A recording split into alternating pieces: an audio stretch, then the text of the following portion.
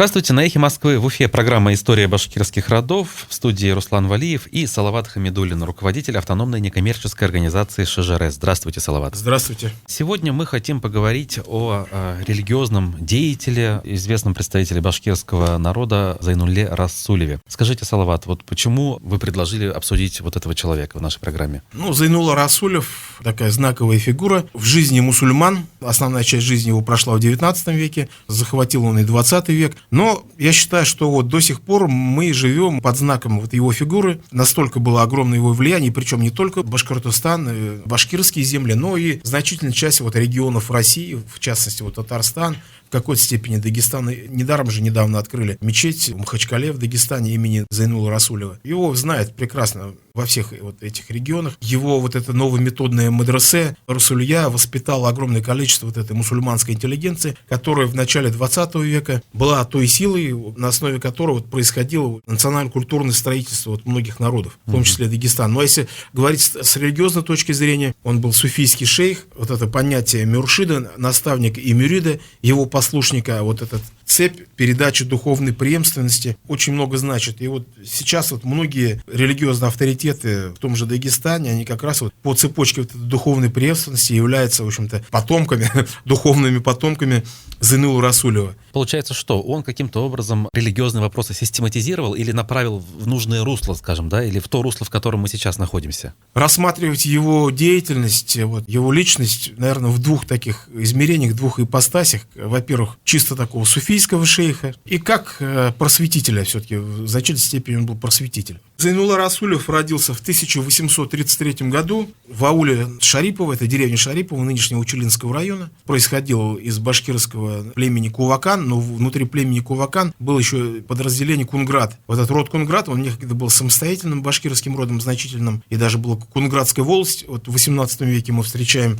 Но вот после вот этого подавления башкирского восстания 35-40-х годов, эта волость, она исчезает, были большие людские потери, плюс вот земли были конфискованы под заводы, в частности, Саткинский завод, вот город Сатка. Вот сохранился вот отличное ШЖР Зайнуллы Расулева, оно опубликовано в Татарстане. Его племянник Муса, он был ахуном, он жил в одной из деревень Учелинского района, потом каким-то образом вот это ШЖР, какой-то выходец этой деревни жил или учился в Казани и перевез от ШЖР, и оно было там опубликовано. И сохранились, конечно, и другие списки этого ШЖР. Так или иначе, вот мы видим, что род его был знатным, что ли, там вот мы видим в начале его родословной, его ШЖР, вот Ятаби, вот такие имена. Расулевы были потомственными священнослужителями. Итак, вот вы говорите, почему, значит, ШЖР было опубликовано его в Казани.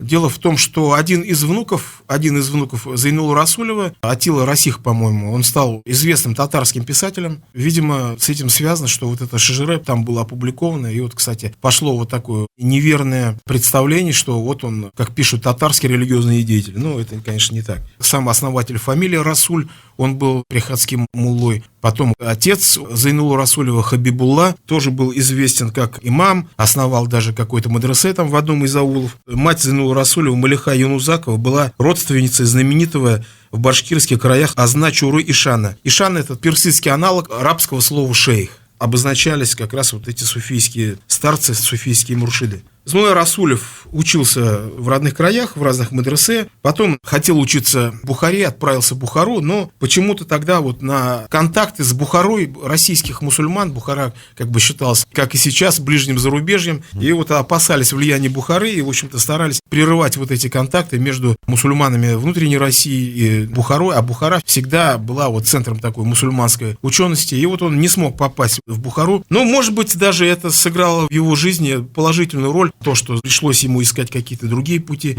потому что бухарская школа в то время, она уже находилась в таком глубоком упадке, все обучение сводилось к заучиванию определенного количества религиозных книг, сидели вот люди там и по 10 лет все вот это штудировали, заучивали, и обучение там приводило к остенению мозга, человек уже выходил каким-то... То есть думать не учили, заставляли Думать не зубрить. учили, и выпускники отличались направленностью на формальное исполнения обряда, да, потому что, допустим, в талмудизме там же сказано, неважно, веришь ты, не веришь, но вот если ты 700 заповедей выполнил, ты, значит, чистый иудей, и ты уже при всем желании не сможешь согрешить. Вот такая внешняя сторона. Согрешил, не согрешил. То есть, а внутренний мир человека, его представления, по большому счету, там никого не интересовали. Ну и в этой ситуации он что было делать? А у него была вот внутренняя потребность вот к поиску. Ислам, что такое ислам? Понимает по-разному. В нем, по крайней мере, вот две тенденции. Одно направление, так называемый духовный ислам, то есть понять как бы суть ислама, потому что за любой религиозной догмой ведь кроется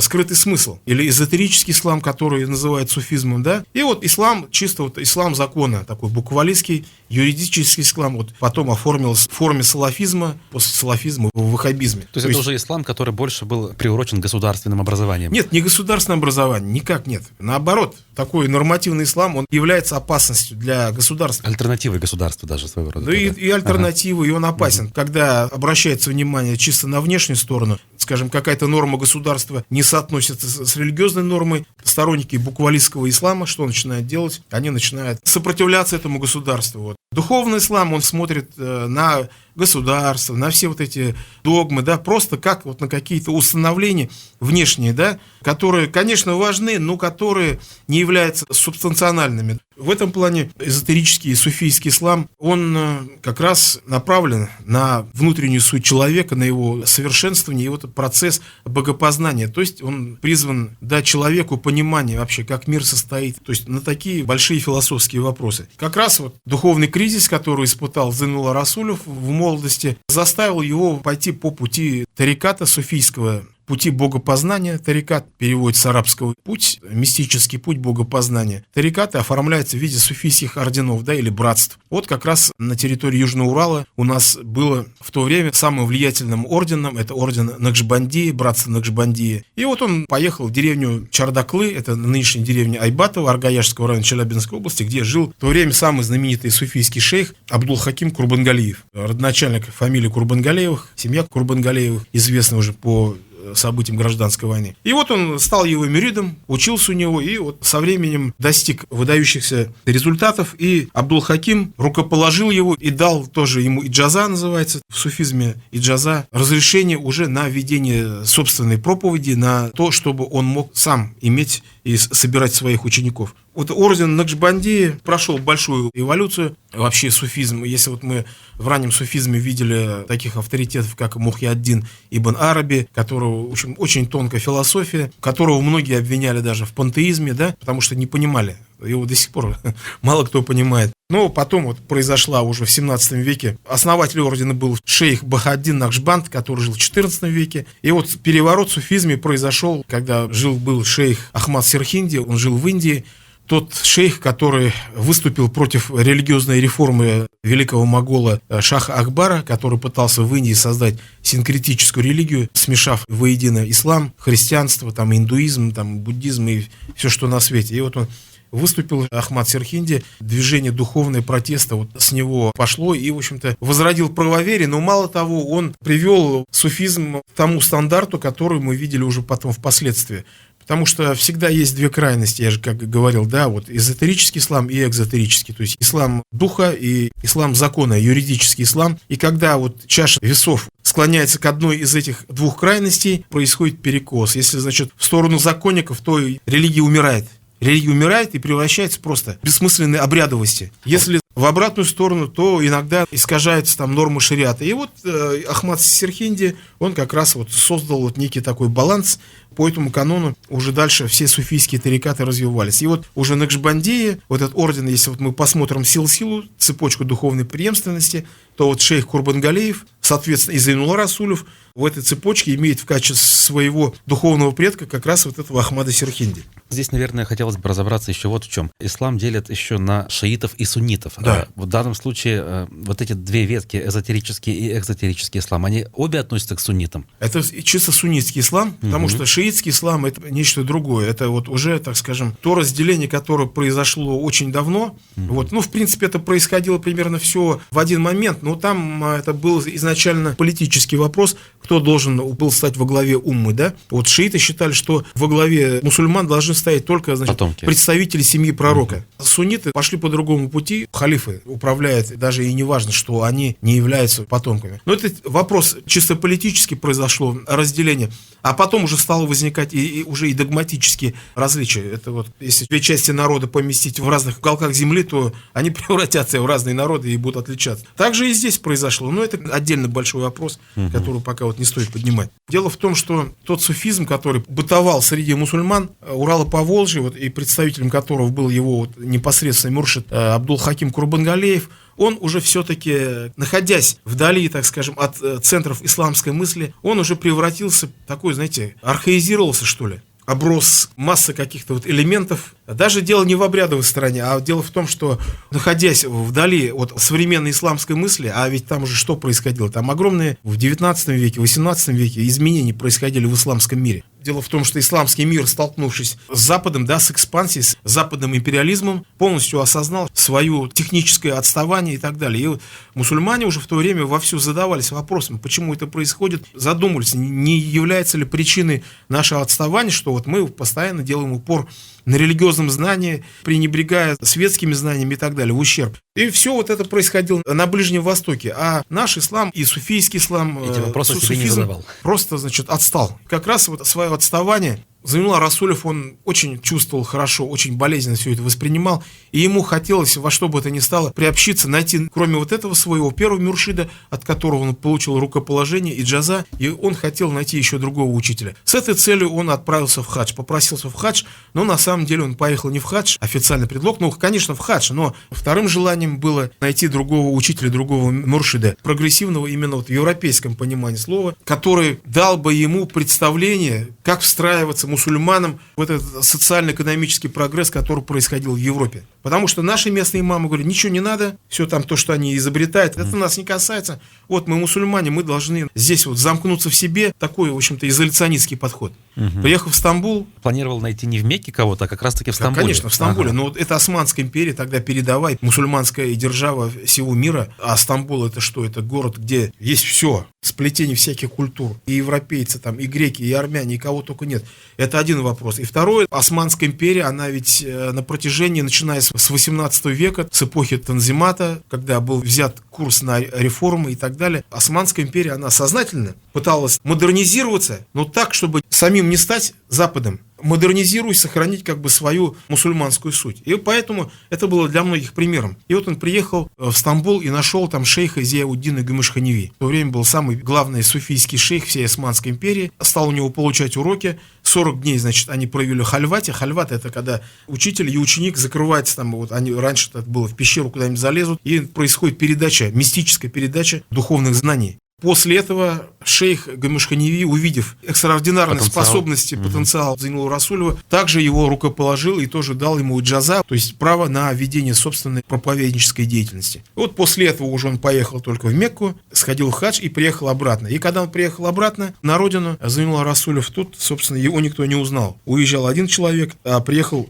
совершенно другой. Кстати, когда вот он был в хадже, находился как раз сюда, в хадж, приехал в Мекку имам Шамиль, как раз, который уже в то время был арестован, стал почетным пленником царя, как раз вот в один год. Они там не встретились, может быть, и не знали даже, естественно, не знали друг друга. Но сам факт интересен, что вот и бесконечные вереницы паломников шли. Вот Зайнулла Расулев, молодой, который только начинал свою деятельность, и вот имам Шамиль, лидер горцев, духовный лидер также, не только военный, который уже, так скажем, примирился с царским правительством и тоже уже шел как рядовой паломник. И что интересно, ведь один проповедовал всю жизнь джихад меча, но потом пришел к джихаду сердца, а второй изначально, значит, был проповедником джихада сердца, да? Джихад делится на 3 части, то есть джихад меча, грубо война, джихад слова и джихад сердца. То есть джихад слова ты должен проповедовать, джихад сердца ты, значит, должен сам совершенствоваться и так далее. Вот Зайнулла Расулев был сторонником джихада слова и джихада сердца. Совершенствоваться самому, совершенствовать других посредством слова. И вот он приехал из Стамбула, собирает вокруг себя кружок своих сторонников, начинает говорить очень интересные вещи, потому что он был хорошо образованный человек, читал всю современную мусульманскую литературу, из Турции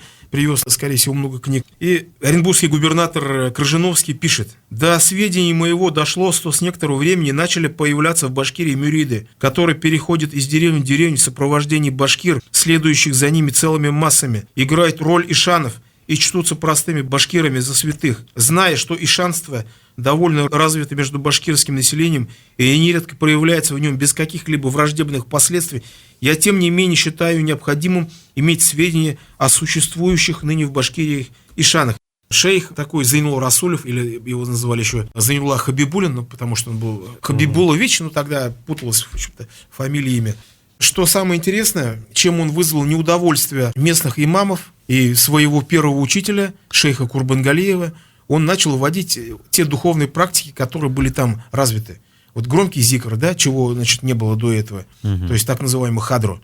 То есть зикр, он в накшбандийском тарикате, он тихий, зикр хафи, так называемый. Непосредственный перевод с арабского, зикр – это упоминание. А здесь имеется в виду, оно в светском смысле это слово употребляется, а в духовном, в религиозном смысле упоминание только как упоминание Бога. Многократное повторение Бога, там ля иляха илля-Аллах, ля иляха илля-Аллах. Вот это уже зикр, да? То есть и мусульмане даже во время своей молитвы, они, по сути дела, произносят зикр, да, там во многих местах. То есть до этого произносили, получается, про себя? Так? Про себя нет, и он и сейчас произносился, но в практике суфийских тарикатов Ближнего Востока и Турции, кроме вот этого тихого зикра, еще был громкий зикр, так называемый хадра. А у нас просто этого не было, или там было позабыто, или как, но это затерялось. Вот был только тихий зикр. А хадра, кроме тихого зикра, который тоже, значит, делается, как правило, собираются после пятничной молитвы мусульмане, и начинается, вот, наверное, вы видели, чеченцы по кругу бегают. Вот это и есть зикр хадра. Но у каждого тариката свой. Допустим, чеченский, это кадирийский тарикат, у них вот так ля иляха илля-Аллах, и вот по кругу бегают, хором поют, руководит этим обрядом, какие-то слова произносят, останавливаются, что-то прочитываются, потом в обратном круге побежали.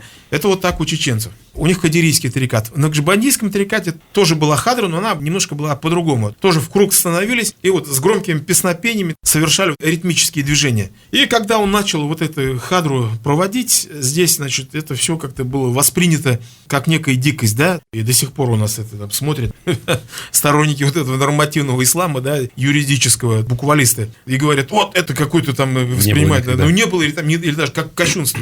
А что в этом кощунство? То есть люди собрались и просто поют, славят Бога. Славят боги. Вон в Америке госпелы поют, собираются в церкви и поют религиозные там эти гимны во славу, значит, Иисуса Христа. Но это то же самое. В этом никакого противоречия ни религии, ни Корану, ничего нету. То есть это всего лишь практика. Вот эти громкие зикры он начал проводить, потом начал тазбих, ношение четок. Это же тоже зикр. Там же, знаете, да, 99 вот этих костяшек. 33 раза говоришь там субханаллах, субханаллах, потом альхамдулля, альхамдулля, потом Аллаху, Аллаху, Аллаху Акбар. По 30 раз и проходишь. Вот это же и есть тазбих, это тоже зикр. Вот эти ношения четок, празднование Мавлида, день рождения пророка. Он и до этого праздновался, да, но после Зайнулла Расулева он уже вошел в практику современных мусульман, он и до сих пор празднуется. То, что вот сейчас мы видим, это как раз вот наследие Зайнулла Расулева. Четкие, празднование Мавлида. Но вот этот громкий зикр, хадр, он как-то не закрепился. Почему? Потому что потом начали на него писать всякие доносы, начали его вызывать на различные вот эти судебные заседания. Муфтий, значит, Салимгарий Тевкелев вызвал на религиозный суд, выслушал его, проэкзаменовал. Ну, в принципе, он сказал, что ничего там у него нет противозаконного. То, что угрожает государственным устоям и что-либо противоречащее исламу, ничего нету. Отпустили. Но, тем не менее, число вот этих доносов росло. Один мулла Мухаммедьяр Вайсюлев писал: число приверженцев Хабибулина, ну, то есть Расулю, растет не по дням, а по часам, ибо знает разные новшества, представлений, коим народ легко верит, не понимая ничего. Он, как слышно, обладает какой-то сверхъестественной силой, чарует всякого к нему приходящего.